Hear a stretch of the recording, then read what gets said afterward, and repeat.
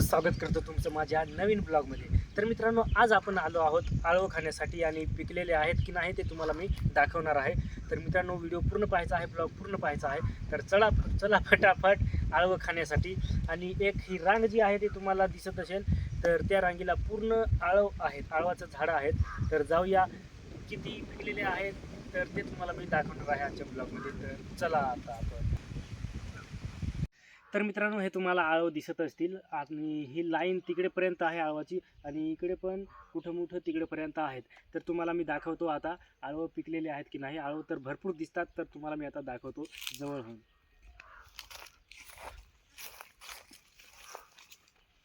तर मित्रांनो, हे पहा, तुम्हाला दिसत असतील पूर्ण आळवाचे घोसच आहेत, पण मग ते डायरेक्ट निळेच आहेत.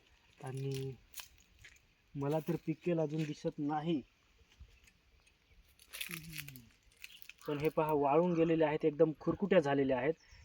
तर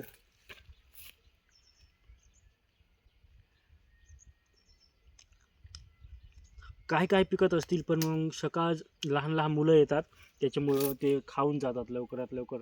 त्याच्यामुळं आपण थोडं लेट झालं, त्याच्यामुळं पूर्णपणे आळू जे आहेत ते एकदम निळे आहेत मित्रांनो. पण मी तुम्हाला दाखवतो.